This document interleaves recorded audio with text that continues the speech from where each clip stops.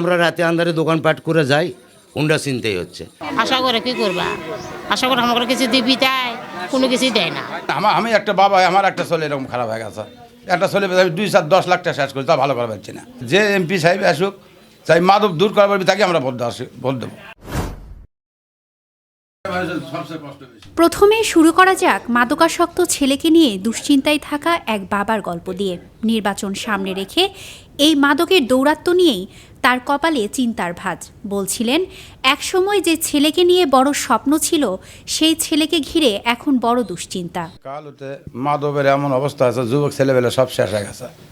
মানে সন্তানেরা কেউ ভালো না, কেউ পাগলা হয়ে যাচ্ছে। এই যে আপনি গাঁজা, হেরোইন, তারপর ফেংসিডিল, বাবা, ফ্যানটা এলে খেয়ে চল পেলে ওকে কথা কোনো প্রোডাকশন, কোনো ভূমিকাই নিচ্ছে না।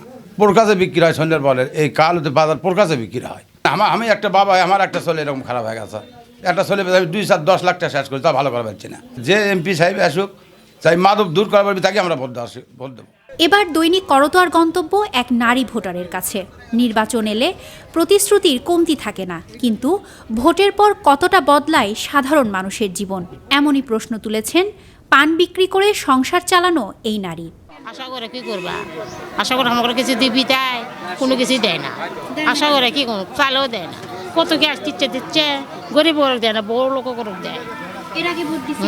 হ্যাঁ, ভোট দিছি, ভোট কতবার দিলাম জানেন না, তাও কোনো কিছু পাওয়া যায় না। অনুদান পাই না, এরা ভাতা নাই, ভূতা নাই, কোনো কিছুই নাই। ব্যবসা করছি, ছোটোখাটো ব্যবসা করে খাচ্ছি।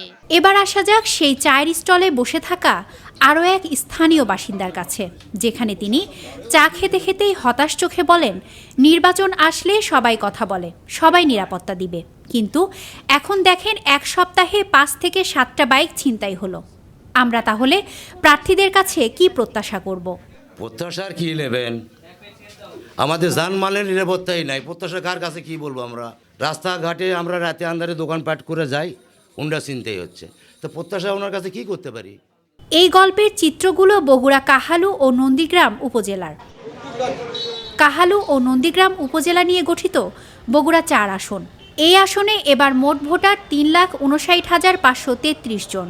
এই আসনে এবার ধানের শীষ প্রতীক নিয়ে প্রতিদ্বন্দ্বিতা করছেন মোহাম্মদ মোশাররফ হোসেন, দাড়িপাল্লা প্রতীকে প্রতিদ্বন্দ্বিতা করছেন মোহাম্মদ মোস্তফা ফয়সাল এবং হাতপাখা প্রতীক নিয়ে প্রতিদ্বন্দ্বিতা করছেন মোহাম্মদ ইদ্রিস আলী ও লাঙ্গল প্রতীক নিয়ে প্রতিদ্বন্দ্বিতা করছেন শাহিন মোস্তফা কামাল।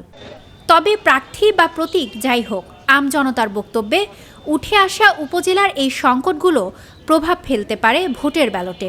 কেননা নির্বাচনের আগে প্রতিশ্রুতির ঝড় বইলেও সাধারণ মানুষ এখন সবচেয়ে বেশি চাইছে নিরাপদ জীবন। ভোটের রাজনীতি নিয়ে নিরাপত্তার বাস্তব নিশ্চয়তাই এখন তাদের প্রধান দাবি।